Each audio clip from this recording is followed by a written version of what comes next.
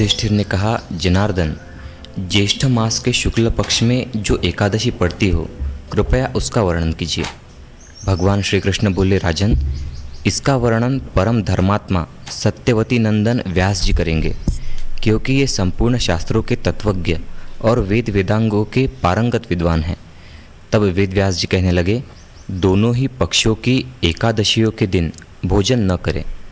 द्वादशी के दिन स्नान आदि से पवित्र हो, फूलों से भगवान केशव की पूजा करें। फिर नित्य कर्म समाप्त होने के पश्चात पहले ब्राह्मणों को भोजन देकर अंत में स्वयं भोजन करें। राजन, जनना शौच और मरणा शौच में भी एकादशी को भोजन नहीं करना चाहिए। यह सुनकर भीमसेन बोले, परम बुद्धिमान पितामह, मेरी उत्तम बात सुनिए। राजा युधिष्ठिर, माता कुंती, द्रौपदी, अर्जुन, नकुल और सहदेव ये एकादशी को कभी भोजन नहीं करते तथा मुझसे भी हमेशा यही कहते हैं कि भीमसेन, तुम भी एकादशी को न खाया करो। किंतु मैं उन लोगों से यही कहता हूँ कि मुझसे भूख नहीं सही जाएगी। भीमसेन की बात सुनकर व्यास जी ने कहा, यदि तुम्हें स्वर्गलोक की प्राप्ति अभिष्ट है और नरक को दूषित समझते हो तो दोनों पक्षों की एकादशियों के दिन भोजन न करना।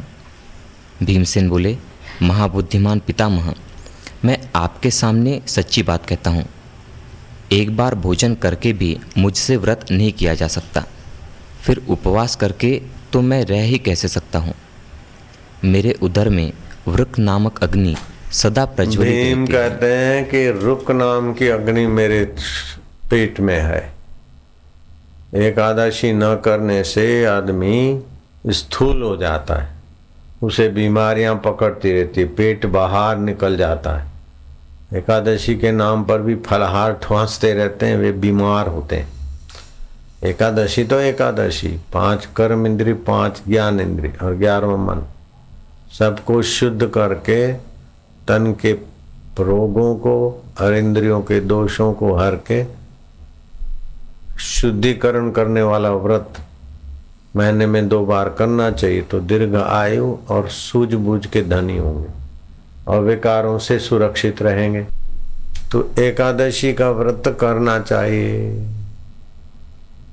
इससे क्या होता है कि शरीर में जब भोजन नहीं होता एकादशी के दिन तो जठरा खाली होती है, तो उसे थोड़ा आराम भी मिलता है और उसकी आवश्यकता होती तो शरीर में नाड़ियों में जो दोष है ऐसे भोजन पचाती है, और भोजन नहीं होता है तो दोषों को पचाती। उसका मतलब ये नहीं कि लंबा दिन तक भूखे ही रहे, कई दिन दोषों को पचाते पचाते खोखले हो जाए, ऐसा भी नहीं। 15 दिन में एक बार उपवास दोषों को हरता है, स्वास्थ्य की रक्षा करता है। 100 और कुछ वर्ष लंबी आयुष्य वाले विदेशी से पूछा गया कि आप इतने बड़ी उम्र में भी स्फूर्ति वाले और स्वस्थ रहते हैं, क्या कारण है? बोले, मैं साल में 3-4 महीने भोजन नहीं करता हूँ, हफ्ते में 1 दिन नहीं खाता हूँ, तो 48 दिन तो यही हो गए, 1.5 महीना ये हो गया। और फिर ऋतु परिवर्तन के दिन आते हैं, सर्दियों में से गर्मियाँ आती है, वसंत ऋतु आती है, ये 6 ऋतुओं में 2-2, 4-4 दिन का व्रत करता हूँ। तो इस प्रकार 18-20 दिन हमारे वो भी हो जाते, 2 महीने। और दूसरा कभी कभी थोड़े दिन उपवास पे रहता हूँ, लगभग 3 महीने में साल में भोजन नहीं करता हूँ। इसी कारण मैं लंबी उम्र जिया हूँ, क्योंकि पाचन तंत्र को और शरीर के और अवयवों को परिश्रम कम पड़ता है, तो लंबा समय जिए। जैसे गाड़ी की उम्र है, किलोमीटर है गाड़ी का चलाने का, इसकी उम्र है 4 लाख किलोमीटर। आप दिन रात चलाओ तो 2 साल में ही पूरे हो जाएंगे, और कम पला चलाओ और हिफाजत से चलाओ तो वही गाड़ी 10 साल 20 साल अच्छी रहती है। ऐसे ही शरीर को खा खा खा खा भोग भोग भोग करके शरीर की जो क्षमता है वो जल्दी क्षीण करके लोग जल्दी बूढ़े हो जाते हैं, और कम उपयोग करते हैं तो लंबा समय चलता है। जैसे किसी कपड़े को रोज रोज पहनो, रोज रोज धो, रोज रोज पहनो, रोज रोज धो, तो कम समय में फट जाएगा। और हिफाजत से पहनो, हिफाजत से धो, और तो कम उपयोग करो तो लंबा समय जिएगा। ऐसे ही में लोग जो दिन में बार बार खाते हैं तो बार बार रस छूटता है, पाचन रस। फिर चाहे आप 10 ग्राम खाओ चाहे पूरा भोजन खाओ, एक बार जीभ पर कुछ पड़ा तो रस शुरू हुआ, पाचन रस। तो पाचन रस बार बार दिन में खर्च करते ही लोगों का पाचन कमजोर हो जाता है। तो मैं तो एक टाइम सुबह और एक टाइम सूर्यास्त के पहले खा लेता हूँ, और उसमें भी उपवास के दिनों में अथवा फलाहार के दिनों में ऐसे रहता हूँ, जिससे मेरे आंते और पेट और सारे किडनी बिडनी गुर्दे गुर्दे सब ठीक है। अभी भी मैं जवान जैसा हूँ। ऐसे राम सुखदास जी 101 वर्ष जिए, तो वो भी थोड़ा संयम से खाते पीते थे, एकादशी का व्रत आदि करते थे, यात्राएं भी उन्होंने की। मेरे गुरुदेव 93 वर्ष तक शरीर रहा। मेरे एक मित्र संत थे नारायण बापू, वो दूध पे रहते थे, तो सुबह 10-11 बजे दूध लेते और शाम को दूध लेते थे, बस 100, और वो भी 1-2 साल तक जिए। तो ये व्रत करने में शुरुआत में जो खाने की आदत है, उस ऐसे लोगों को व्रत जरा कठिन लगता है। तो ऐसी कठिनता भीमसेन को हुई। मनुष्य को अपना परलोक सुधारना हो, ये लोक स्वस्थ रखना हो, तो एकादशी के दिन व्रत करना ही चाहिए। अगर आपका पेट छाती से बाहर निकला है तो आप 40 साल के हैं तो भी बूढ़े हैं। तो मोटापा वालों को तो खास व्रत रखना चाहिए। जय सिया राम। तो नहीं तो फिर अस्पतालों में, डॉक्टरों की दवाओं में, ऑपरेशनों में, दवाओं में, फाकियों में लाचारी आ जाती है। लंघनम परम औषधम, उपवास परम औषध है। जैसे कलह को शांत करके मानसिक शक्ति जगाने के लिए मौन अमोघ साधन है, ऐसे ही शरीर के दोषों को हरने के लिए और रोगों को मिटाने के लिए लंघनम परम औषधम। तो भीम जी ने कहा कि व्यास भगवान, आप कहते हैं कि 15 दिन में एक एकादशी जरूर रखनी चाहिए, महीने में दोनों पक्षों की 2 एकादशी रखनी चाहिए। तो युधिष्ठिर जी रखते हैं, कुंता माता भी रखती है, अर्जुन और सहदेव नकुल भी एकादशी को वो आहार नहीं खाते, उपवास करते। लेकिन मैं तो भोजन करके भी उपवास करूं न तो भी मेरे बस का नहीं है। एक बार भोजन कर लूं भर पेट, फिर बोले व्रत करता हूं तो भी मैं नहीं कर सकता हूं। मेरे पेट में ऋक नाम की अग्नि है, भोजन नहीं करता हूं तो मेरे को व्रक नाम की अग्नि मुझे बेचैन कर देती है। तो व्यास जी ने कहा, अगर तुम सदगति चाहते हो, दुर्गति से बचना चाहते हो, रोगों से बचना चाहते हो, दोषों से बचना चाहते हो, विकारों से बचना चाहते हो, और शरीर छोड़ने के बाद ऊंची गति चाहते हो, तो हिम्मत करके व्रत करो। व्रतेन दीक्षाम मापनोति, व्रत से दृढ़ता आती है। बोले महाराज कमजोर हो जाएंगे ऐसा कोई सोचते, तो मानो आप महीने में 30 किलो भोजन करते, 2 उपवास किया तो 2 किलो भोजन कम हो गया आपका, तो शरीर का योग बल ये वो सब कमजोर हो जाएगा। नहीं, आप रोज 1 किलो भोजन करते, लेकिन पचाने की शक्ति आपकी 0.25 किलो है या 900 ग्राम है, थोड़ा ठांस ठांस के भी खाते, तो उससे जो है दोष बने रहते हैं शरीर में, आम दोष बन जाता है और भी कोई दोष बन जाते। तो 1 किलो रोज खाने वाला व्यक्ति 30 किलो पचा नहीं पाता, पचाता होगा 25 मुश्किल से 5 किलो, ऐसे ही दोषों में जाता होगा, शरीर को परिश्रम पड़ता। अथवा तो मान लो आप 1 किलो रोज पचा लेते और 1 किलो खाते, तो 2 दिन नहीं खाएंगे तो 28 किलो खाएंगे, नहीं बाकी के दिनों में आपका पाचन तेज हो जाएगा, अच्छी तरह से पचा लेंगे। और मनुष्य की आदत है, इसमें सभी की हो गई, मेरी भी ये आदत है, हम जितना भूख लगती उतना खाते, फिर थोड़ा सा दुख और ज्यादा खाने की होती। जब खाते खाते लगे कि हो गया, फिर भी थोड़ा सा, ये थोड़ा सा, वो सब व्यर्थ का होता है। तो व्यर्थ का खाया हुआ 2 उपवासों में भी ठीक हो जाता है। तो ऐसे लोगों को रोगों से ज्यादा जूझना नहीं पड़ता। बाकी तो जो खाते रहते और पेट बाहर है, कोई ना कोई रोग पकड़ लेता है, चाहे फिर कमर दर्द करे, पिन्नियाँ दर्द करे, शरीर थका थका रहे, मोटापा फालतू रहे, कुछ न कुछ जैसे आराम हो जाता है।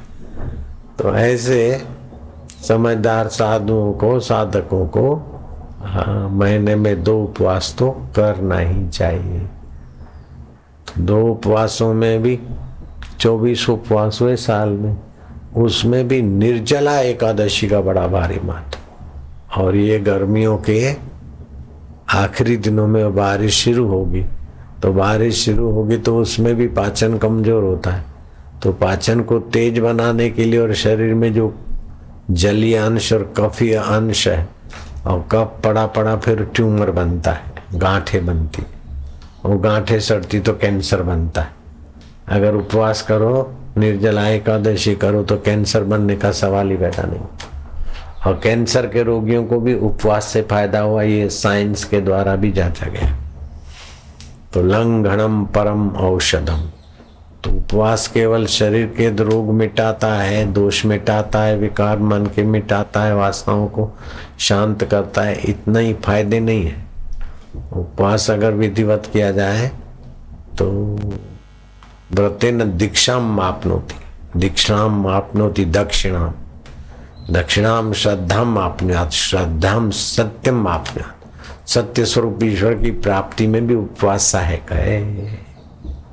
तो उपवास रखने से आदमी कमजोर नहीं होता है, मनोबल बढ़ता है। उपवास के दूसरे दिन देखो आपका तेज, स्फूर्ति, प्रसन्नता बढ़ जाती।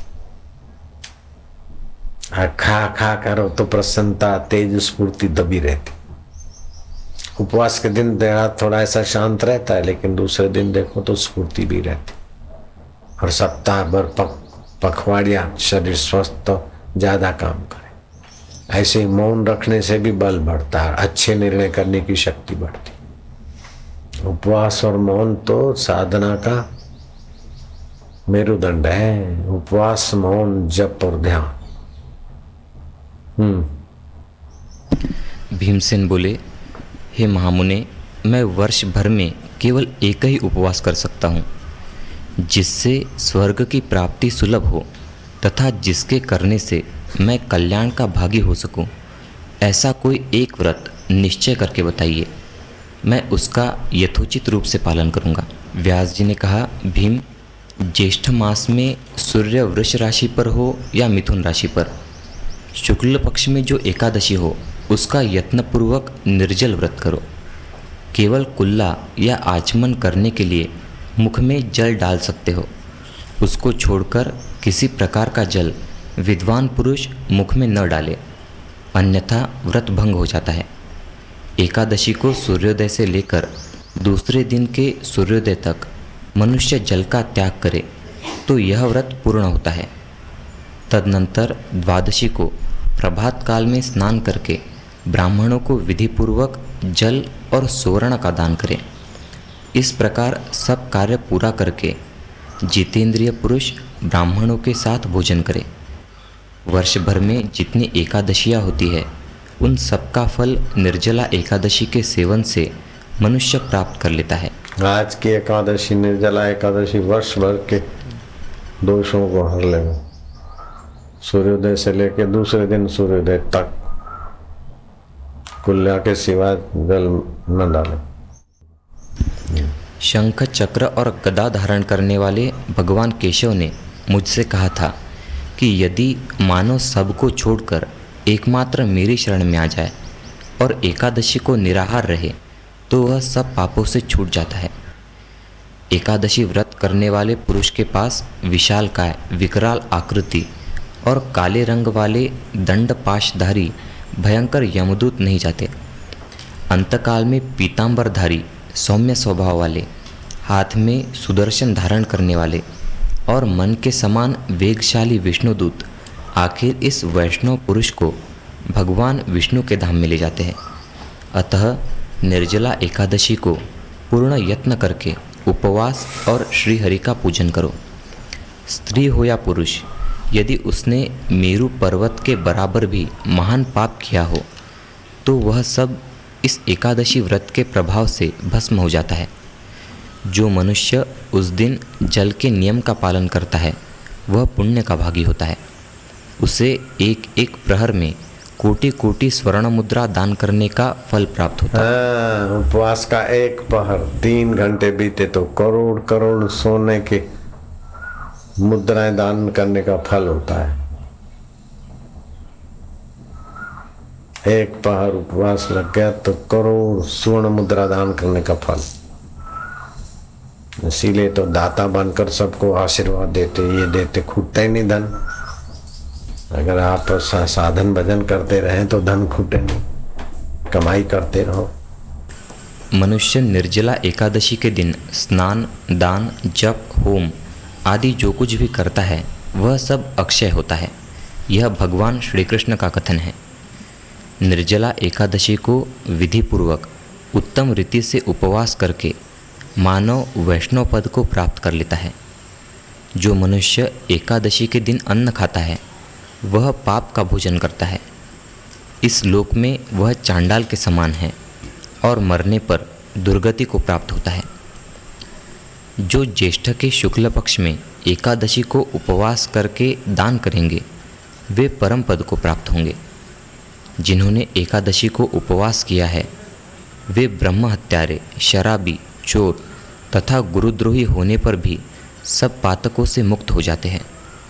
कुंती नंदन, निर्जला एकादशी के दिन श्रद्धालु स्त्री पुरुषों के लिए जो विशेष दान और कर्तव्य विहित है उन्हें सुनो। उस दिन जल में शयन करने वाले भगवान विष्णु का पूजन और जलमयी धेनु का दान करना चाहिए।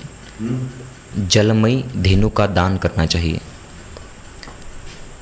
अथवा जलमयी धेनु, जलमयी गाय, अथवा प्रत्यक्ष धेनु या घृतमयी धेनु का दान उचित है। पर्याप्त दक्षिणा और भांति भांति के मिष्टान्नों द्वारा यत्नपूर्वक ब्राह्मणों को संतुष्ट करना चाहिए। ब्राह्मण कौन? व्यसन रहित हो, वेद पाठ हो। ऐसा नहीं कि दलाल ब्राह्मण, दलाली करने वालों को नहीं। जो ब्रह्म परमात्मा के लिए यत्न करते हो, व्यसनी न हो, वेद पाठ हो, उनको दान करना चाहिए। भजनानंदियों को ब्राह्मण के नियम और परंपरा को मानते हो, करते हो। ऐसा करने से ब्राह्मण अवश्य संतुष्ट होते हैं और उनके संतुष्ट होने पर श्रीहरि मोक्ष प्रदान करते हैं। जिन्होंने शम, दम और दान में प्रवृत्त होकर श्रीहरि की पूजा और रात्रि में जागरण करते हुए इस निर्जला एकादशी का व्रत किया है, उन्होंने अपने साथ ही बीती हुई 100 पीढ़ियों को और आने वाली 100 पीढ़ियों को भगवान वासुदेव के परम धाम में पहुंचा दिया है।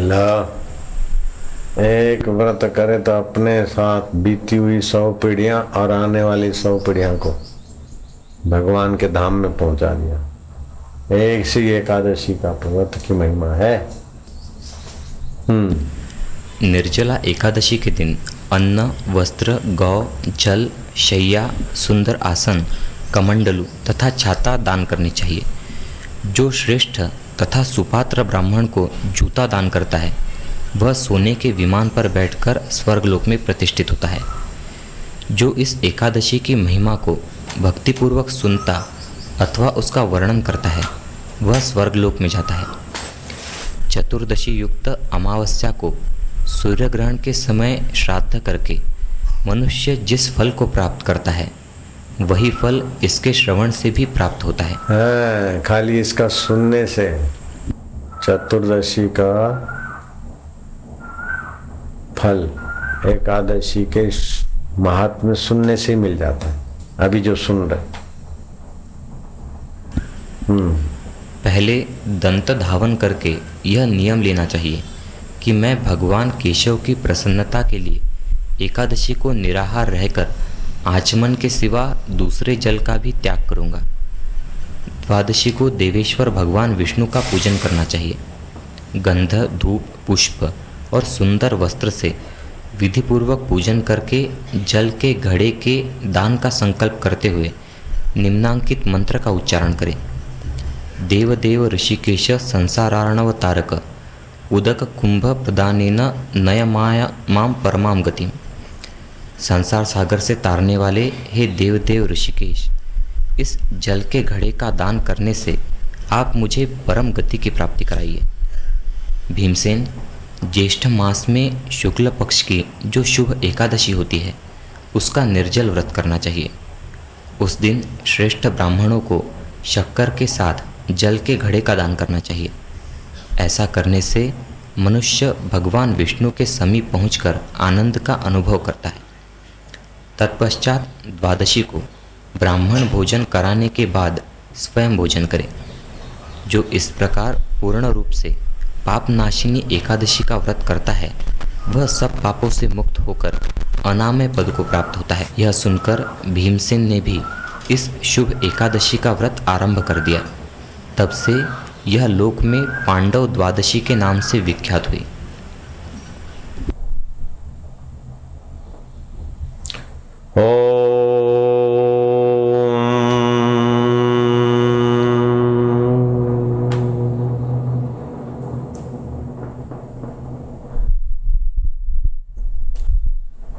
लेकिन जो बालक हैं, बूढ़े हैं, मधुप्रमेह की तकलीफ वाले हैं, उनको ये व्रत नहीं करना चाहिए आग्रह को।